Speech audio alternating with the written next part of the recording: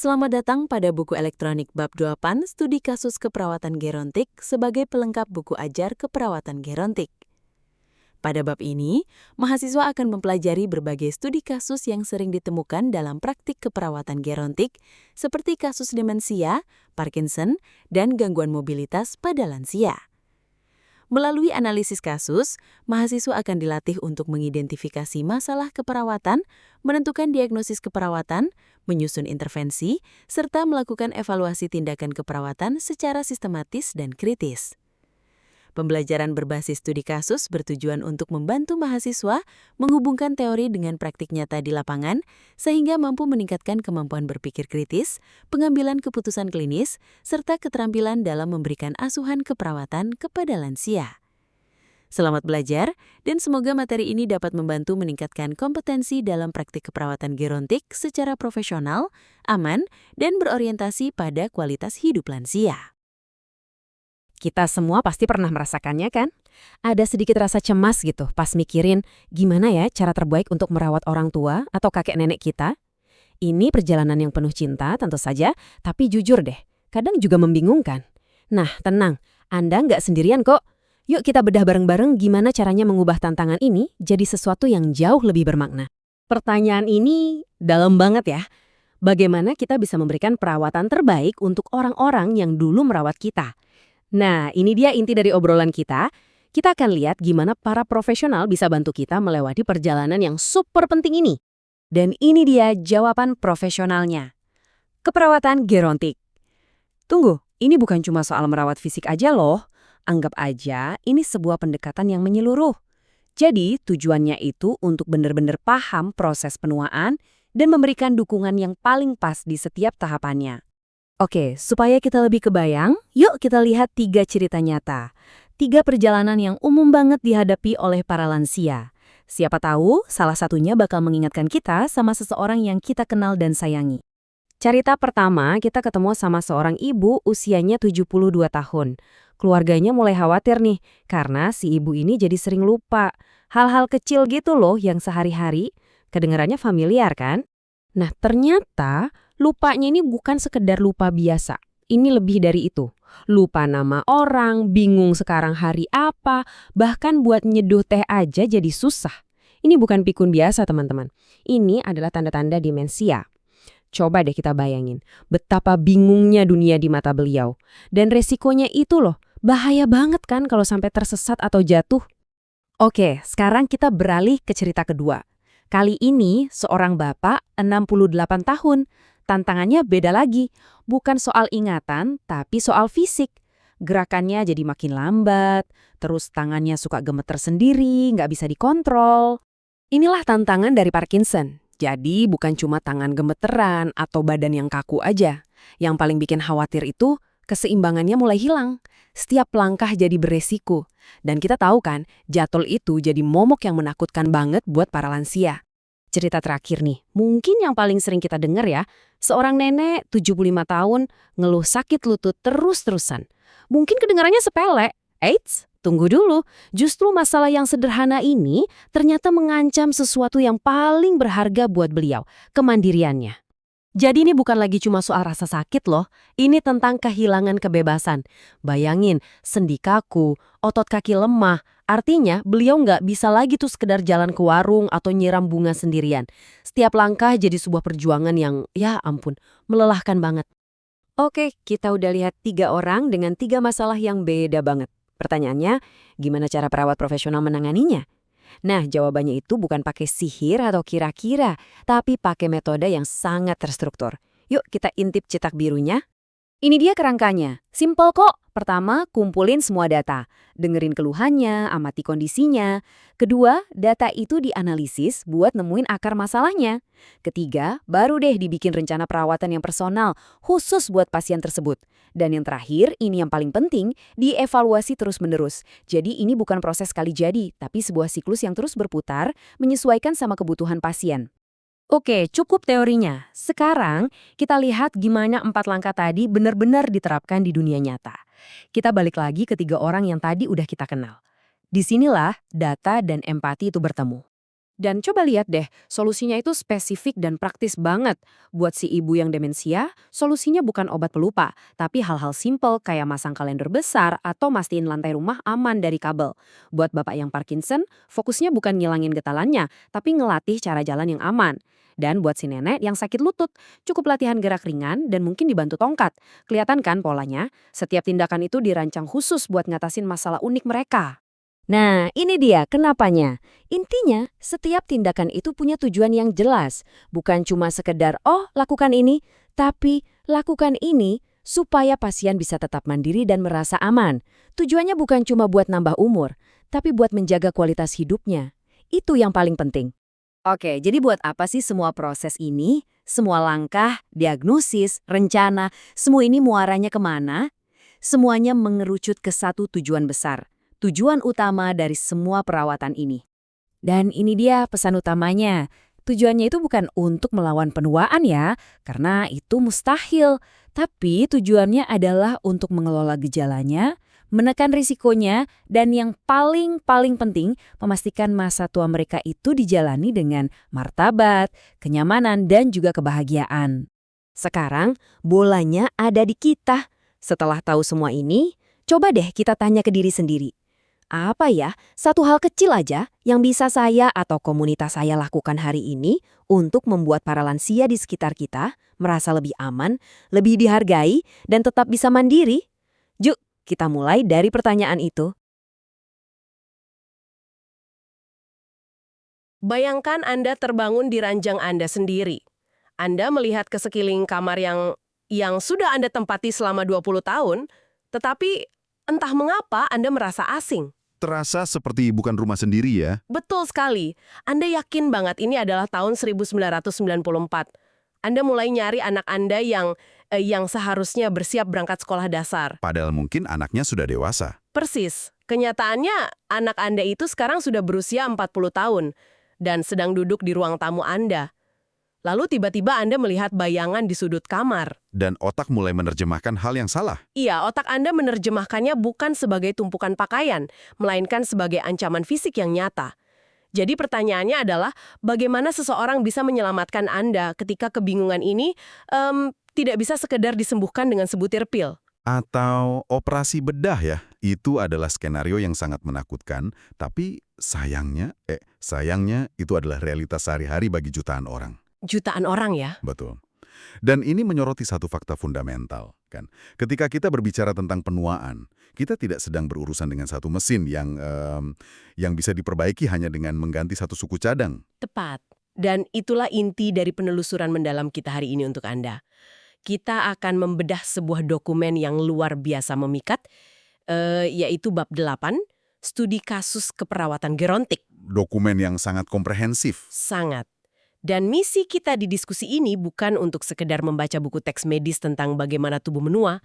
Jauh lebih dari itu. Kita ingin melihat realitanya di lapangan. Nah, iya, kita akan melihat secara langsung bagaimana para tenaga kesehatan, khususnya perawat gerontik, memecahkan teka-teki manusia ini di dunia nyata. Karena memang sangat kompleks ya. Betul, karena lansia seringkali menghadapi proses penuaan mekanis, penyakit kronis, dan keruntuhan psikososial itu secara bersamaan. Semuanya terjadi sekaligus. Ya, ini adalah sebuah ekosistem yang sangat kompleks. Jadi, mari kita mulai perjalanan ini dengan melihat apa yang terjadi ketika pusat kendali utama manusia mulai kehilangan cengkeramannya pada realita. Mari kita bicara tentang pikiran. Saya setuju banget. Mulai dari pusat komando itu adalah cara terbaik untuk memahami efek dominonya nanti. Oke, di dalam dokumen ini ada laporan tentang seorang ibu berusia 72 tahun yang dibawa keluarganya ke puskesmas. Pasti ada keluhan spesifik. Nah, alasannya ini bukan karena dia sakit secara fisik, tapi karena dia mulai kehilangan pijakan pada rutinitasnya. Lupa cara melakukan hal sehari-hari ya. Betul.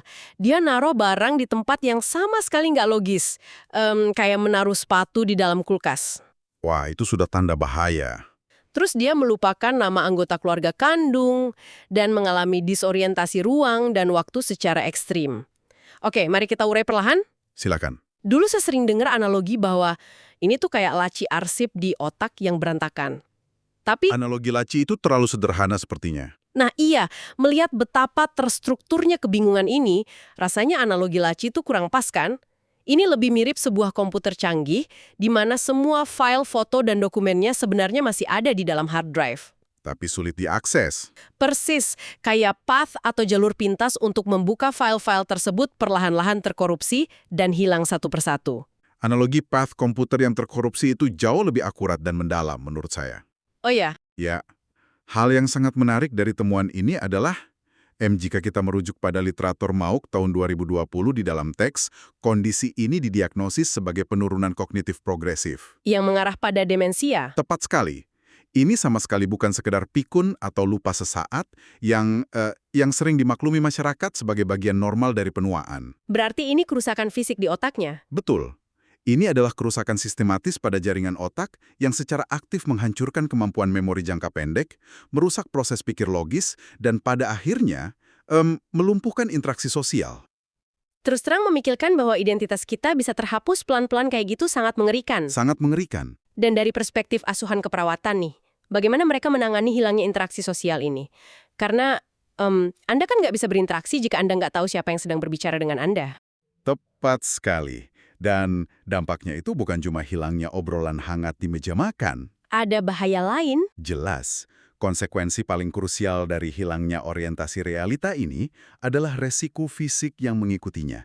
Bayangkan kembali skenario yang Anda sebutkan di awal tadi. Yang bangun tidur tahun 1994 itu? Iya, jika pasien terbangun dan nggak mengenali lingkungannya, respons alami manusia itu kan fight or flight, melawan atau lari. Oh, karena mereka merasa terancam. Betul, kepanikan ekstrim ini membuat pasien lansia sangat rentan terhadap kecelakaan. Kayak apa contohnya? Misalnya jatuh dari tangga saat mencoba, tanda kutip, kabur dari rumahnya sendiri. Wah! Jadi, intervensinya harus segera menenangkan kepanikan itu dong. Tapi gimana caranya? Tenaga kesehatan kan nggak bisa ngasih suntikan memori gitu. Nah, disinilah seni asuhan keperawatan gerontik bekerja. Mereka menggunakan pendekatan sistematis yang disebut orientasi realita. Orientasi realita. Tujuannya adalah membangun kembali jangkar-jangkar kecil untuk menarik pasien kembali ke masa kini. Tunggu, jadi ini bukan sekedar mengingatkan, Ibu, ini tahun 2026, lalu berharap dia tiba-tiba ingat? Oh, jauh dari itu. Pendekatan itu malah nggak efektif. Ini harus diintegrasikan ke dalam desain hidup pasien. Maksudnya diintegrasikan ke lingkungan sekitarnya? Betul. Perawat secara aktif menempatkan kalender berukuran besar dengan warna kontras, jam dinding analog yang sangat mudah dibaca. Benda-benda fisik ya? Ya, dan mereka secara konsisten, tanpa henti, mengulang informasi tentang hari, tanggal, dan lokasi dalam setiap interaksi. Pasti butuh kesabaran luar biasa. Sangat. Selain itu, ada modifikasi lingkungan yang sangat spesifik. Perawat akan menyarankan keluarga untuk menyingkirkan cermin misalnya. Tunggu, menyingkirkan cermin. Kenapa? Karena bayangan diri pasien di cermin bisa membuat mereka takut. Mereka mungkin nggak mengenali diri mereka yang sudah tua dan mengira itu orang asing. Ya ampun, saya nggak kepikiran sampai ke situ. Dan perawat juga memastikan pencahayaan ruangan sangat terang di malam hari. Supaya nggak ada bayangan gelap. Tepat, agar tidak ada bayangan yang bisa disalahartikan sebagai penyusup. Memodifikasi dunia fisik karena dunia mentalnya sedang rapuh. Luar biasa. Dan saya yakin keluarga juga butuh bantuan besar di sini kan? Sangat butuh. Pasti sangat melelahkan secara emosional melihat orang tua Anda sendiri menatap Anda kayak melihat orang asing. Itu adalah observasi yang sangat empatis. Dan dokumen ini sangat menekankan pentingnya edukasi keluarga. Cuma dan malah memicu kemarahan pasien. Keluarga juga diajarkan untuk menjadi fasilitator terapi kognitif sederhana di rumah. Contohnya kayak gimana terapi sederhana itu? Seperti mengajak pasien merawat tanaman atau menyortir barang. Aktivitas yang merangsang otak tapi nggak bikin mereka frustrasi. Menarik. Jadi dengan demensia, pikiran secara bertahap melepaskan genggamannya pada realita fisik. Namun, bagaimana jika kondisinya dibalik? Dibalik bagaimana maksudnya? Bagaimana jika pikiran pasien itu sangat jernih, masih tajam dan sadar akan realita di sekitarnya, berteriak memerintahkan tubuhnya untuk bergerak? Tapi tubuhnya menolak. Betul, tubuhnya benar-benar menolak untuk patuh. Ini membawa kita pada krisis penuaan jenis lain. Transisi yang sangat krusial. Dan ini membawa kita pada realita melelahkan dari gangguan neurodegeneratif yang berbeda. Sumber kita memaparkan kasus kedua. Seorang pria berusia 68 tahun. Dia datang ke fasilitas kesehatan dengan keluhan tangannya terus bergetar tanpa henti. Tremor saat istirahat ya? Iya, tremor saat sedang duduk diam. Terus ketika dia ingin berdiri atau melangkah, gerakannya melambat secara drastis. Secara medis itu disebut bradykinesia. Bradykinesia, oke. Otot-ototnya terasa kaku seperti kayu, dan dia sangat kesulitan untuk sekedar berjalan melintasi ruangan. Nah, membaca ini, Pasti ada asumsi awal kan? iya, insting awal orang awam mungkin berpikir, ya, dia sudah tua, ototnya melemah dan kehabisan tenaga. Itu asumsi yang paling sering muncul. Lemah, apakah ada semacam sistem kelistrikan atau pengiriman pesan di dalam tubuh yang sedang korslet? Analogi sistem kelistrikan yang korslet itu sangat brilian dan tepat sasaran secara medis. Oh, benarkah? Ya, untuk menjawab mengapa fenomena ini terjadi, kita harus membedah patologinya. Literatur dalam bab ini mengklasifikasikan ini sebagai penyakit Parkinson. Parkinson? Berarti memang bukan ototnya yang mengecil. Bukan. Ototnya secara teoritis baik-baik saja. Masalahnya murni ada di pusat transmisi saraf di otak. Di otaknya? Betul. Di dalam otak kita, ada kelompok sel yang bertugas memproduksi sebuah zat kimia bernama dopamin. Sebentar, dopamin. Kita kan sering dengar dopamin disebut sebagai hormon kebahagiaan, bukan? Benar, itu salah satu fungsi populernya. Tetapi dalam konteks motorik, dopamin adalah pelumas esensial. Lumas otot. Bisa dibilang begitu. Atau kurir pembawa pesan yang memastikan setiap gerakan otot kita mulus, terkoordinasi, dan proporsional. Lalu apa yang terjadi pada pasien Parkinson? Ketika sel-sel pabrik dopamin ini mati, yang merupakan inti dari Parkinson, otak tetap mengirimkan perintah untuk berjalan. Tapi pesannya nggak sampai dengan baik. Tepat. Pesan itu sampai ke otot dalam bentuk sinyal yang gagap dan terputus-putus. Sinyal yang gagap itu menjelaskan mengapa ada tremor dan gerakan yang tersendat. Betul. Tubuhnya pada dasarnya menerima sinyal yang kacau balau ya. Persis. Dan implikasi hariannya sangat merusak kualitas hidup. Bayangkan jumlah energi yang harus Anda keluarkan jika setiap langkah yang Anda ambil membutuhkan konsentrasi penuh. Karena tubuh kita melawan perintah kita sendiri. Ya. Ini menyebabkan intoleransi aktivitas yang luar biasa. Lansia dengan Parkinson bisa merasa sangat kelelahan hanya karena berjalan dari tempat tidur ke kamar mandi. Cuma ke kamar mandi saja sudah kehabisan napas ya. Ditambah lagi, kekakuan ini menciptakan risiko jatuh yang sangat persisten. Ini terdengar seperti jebakan yang kejam banget. Tubuh Anda kaku, jadi Anda kesulitan bergerak. Betul. Tapi kalau Anda berhenti bergerak dan cuma berbaring, otot-otot itu pasti akan semakin membeku kan? Sangat akurat. Itulah dilemanya. Jadi gimana perawat merancang solusi untuk seseorang yang tubuhnya menolak bergerak tanpa membuat mereka semakin kelelahan? Prinsip utama dari intervensi keperawatan di sini adalah kalibrasi ulang. Dan mempertahankan fleksibilitas tanpa memicu kelelahan ekstrem. Jadi mereka nggak disuruh olahraga berat kan? Oh, tentu tidak. Perawat tidak akan menyuruh pasien ini berlari di treadmill. Fokus pertama adalah memodifikasi cara pasien berjalan. Memodifikasi, sesuatu yang sudah mereka lakukan secara otomatis selama lebih dari 60 tahun? Ya, kini harus dipelajari ulang secara sadar. Mempelajari ulang cara berjalan? Maksudnya, mereka diajarkan untuk fokus pada mekanisme langkahnya? Betul sekali. Perawat mengajarkan mereka untuk sengaja mengambil langkah kecil, menapakkan kaki dengan jarak yang lebih lebar. Untuk fondasi yang lebih stabil ya? Tepat. Dan selalu mengayunkan lengan untuk membantu keseimbangan. Aktivitas fisiknya bagaimana? Dirancang dengan intensitas rendah namun berkelanjutan. Seperti jalan santai dengan alat bantu atau peregangan sendi secara rutin. Jadi tujuannya bukan untuk membentuk otot ya? Murni untuk mencegah otot mengunci secara permanen.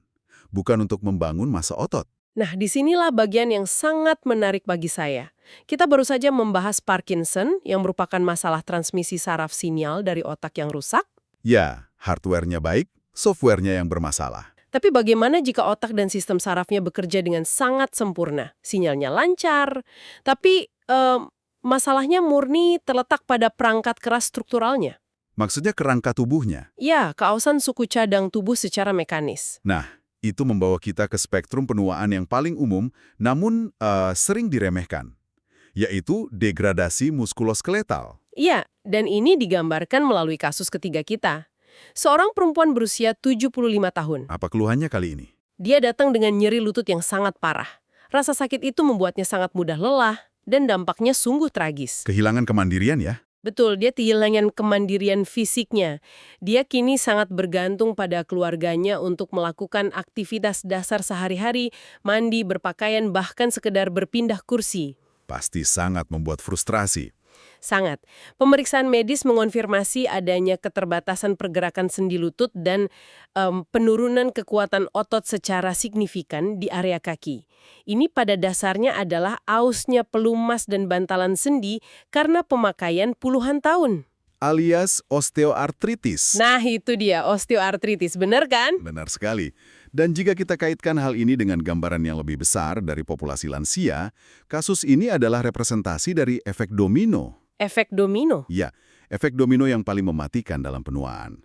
Bagi orang yang lebih muda, nyeri lutut itu kan cuma gangguan yang bikin kita absen lari pagi. Iya, tinggal istirahat sehari 2 hari. Tapi bagi lansia berusia 75 tahun, nyeri lutut adalah awal dari hilangnya otonomi kehidupan. Karena mereka nggak bisa gerak kemana-mana. Dalam diagnosis keperawatan, ini memicu apa yang disebut defisit perawatan diri. Tentu saja. Karena kalau Anda nggak bisa berdiri tanpa rasa sakit yang menyiksa, boro-boro masak, Anda nggak bisa pergi ke dapur untuk mengambil segelas air. Persis. Dan perhatikan bagaimana efek domino ini berjalan.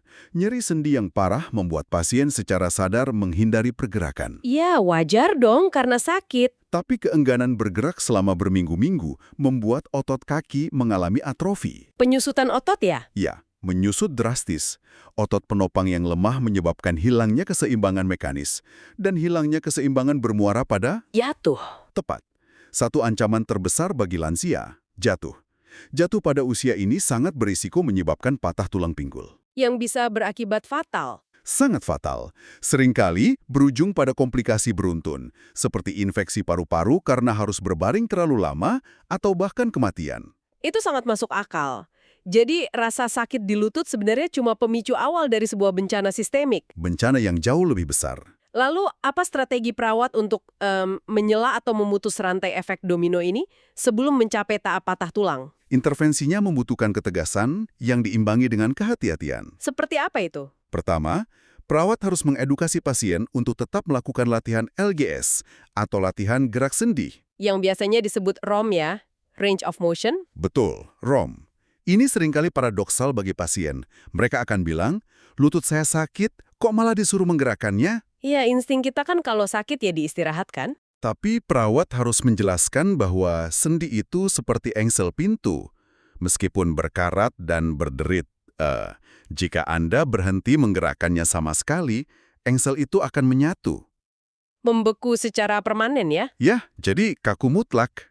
Jadi mereka harus tetap merentangkan dan menekuk sendi itu sampai batas toleransi rasa sakit setiap hari. Iya, hanya agar tidak kehilangan fungsi mekanisnya. Wah, perjuangan banget ya. Terus apa lagi? Langkah selanjutnya adalah distribusi beban mekanis. Karena sendi lutut sudah tidak mampu menahan beban tubuh, perawat merekomendasikan alat bantu. Kayak walker atau tongkat. Iya, dan melatih cara penggunaannya. Dan yang paling krusial, kembali pada apa yang kita diskusikan di awal tadi, modifikasi lingkungan untuk mencegah insiden jatuh. Modifikasi lingkungan lagi. Ini benar-benar membuat saya berpikir. Perawat gerontik ini mereka nggak sekedar datang ngukur tekanan darah terus ngasih resep obat ya. Sama sekali bukan itu saja tugas mereka. Mereka secara harfiah harus berpikir kayak seorang arsitek. Arsitek. Ya, atau desainer interior untuk menyelamatkan nyawa pasiennya. Mereka harus mengevaluasi sebuah ruangan dan berkata, karpet dekoratif ini ujungnya melengkung, ini jebakan yang bisa mematahkan pinggul. Singkirkan. Analogi yang luar biasa. Atau lampu lorong menuju kamar mandi ini terlalu redup. Ini adalah zona bahaya. Analogi perawat sebagai arsitek ruang penyembuhan itu sangat kuat. Karena obat pereda nyeri saja nggak akan menyelamatkan pasien dari karpet yang licin. Bener juga. Lingkungan fisik pasien harus dimodifikasi menjadi bagian dari terapi pencegahan itu sendiri. Oke, sekarang mari kita satukan semua kepingan teka-teki ini. Kita telah melihat lansia yang pikirannya terputus dari realita karena demensia. Kasus pertama kita ya? Iya.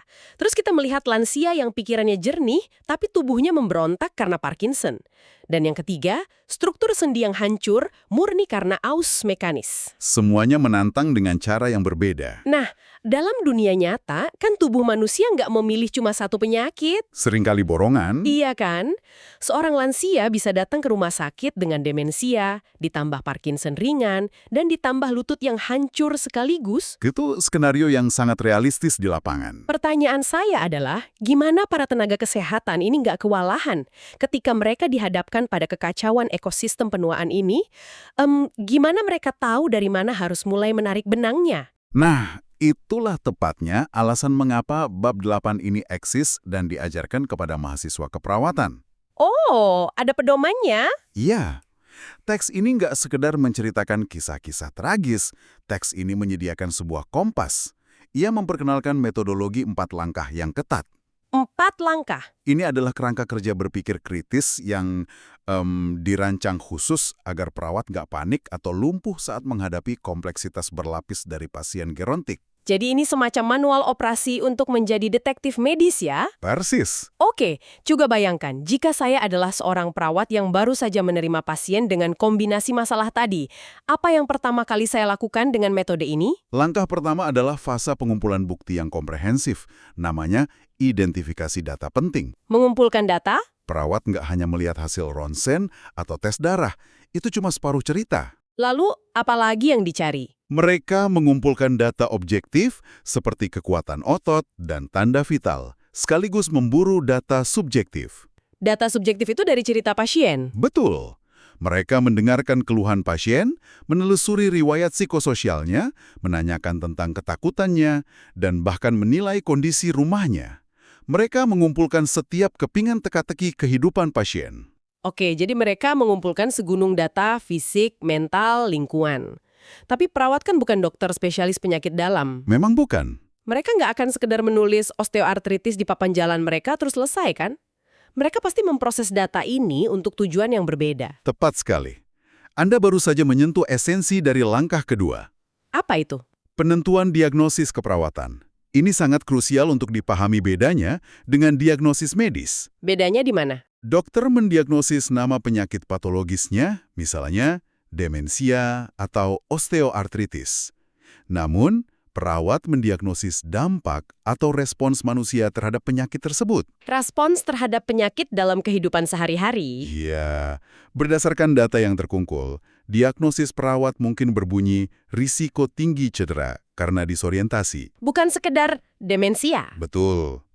Atau isolasi sosial yang berhubungan dengan kesulitan berjalan.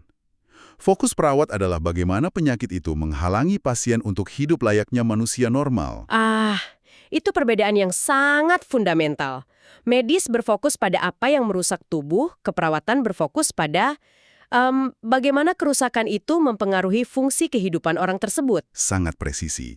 Dan begitu diagnosis dampak ini ditegakkan, mereka beralih ke langkah ketiga. Langkah ketiga apa? Perencanaan intervensi. Dan ini bukan solusi cetakan pabrik yang sama untuk semua orang. Harus disesuaikan dong ya. Iya, ini adalah strategi yang dirancang khusus, tailor-made untuk individu tersebut. Jika diagnosis utamanya adalah defisit perawatan diri, Seperti ibu dengan lutut sakit tadi, betul, maka rencananya mungkin mencakup pemasangan pegangan tangan di kamar mandi, latihan kekuatan lengan, dan jadwal kunjungan keluarga. Rencananya memetakan jalan kembali menuju kemandirian. sangat detail ya. Dan tentu saja, teori yang brilian di atas kertas nggak ada gunanya jika gagal di dunia nyata. Saya asumsikan langkah terakhir adalah ujian realita. Persis. Langkah keempat adalah evaluasi hasil. Ini adalah tahap pembuktian. Mengecek apakah rencananya berhasil. Ya, perawat mengukur metrik keberhasilan secara konkret. Apakah pasien sudah bisa berjalan ke toilet sendiri tanpa rasa sakit ekstrim? Apakah pasien demensia mampu merespons orientasi waktu? Dan kalau ternyata nggak berhasil gimana? Jika target tidak tercapai, pendekatan ini menuntut agar perawat tidak menyerah. Mereka harus berputar kembali ke langkah pertama. Mulai dari awal lagi. Ya, mencari data yang mungkin terlewat dan memodifikasi rencananya. Ini adalah siklus berkelanjutan dari observasi dan adaptasi. Jadi, apa sebenarnya makna dari semua metodologi ini bagi kita? Ketika saya melihat kerangka 4 langkah ini, mengumpulkan bukti yang holistik, menerjemahkan dampaknya pada kehidupan, merancang strategi spesifik, dan menguji realitas secara terus-menerus, saya melihat sesuatu yang sangat langka. Sesuatu yang sangat manusiawi ya. Betul, ini adalah perpaduan yang sangat indah antara ketelitian ilmu pengetahuan, seperti metode ilmiah murni, dengan empati kemanusiaan yang sangat mendalam. Sebuah kombinasi yang wajib dimiliki profesi ini. Ya, metode ini memaksa sistem kesehatan yang seringkali dingin dan klinis untuk melihat pasien lansia sebagai individu yang utuh. Individu yang punya ketakutan, harapan, dan martabat, bukan sekedar daftar penyakit degeneratif di atas kertas. Itu adalah kesimpulan yang merangkum keseluruhan filosofi keperawatan gerontik.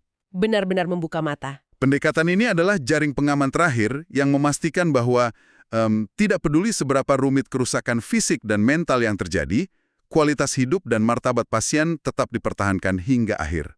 Dan itu membawa kita pada poin inti dari penelusuran mendalam kita untuk Ananda hari ini.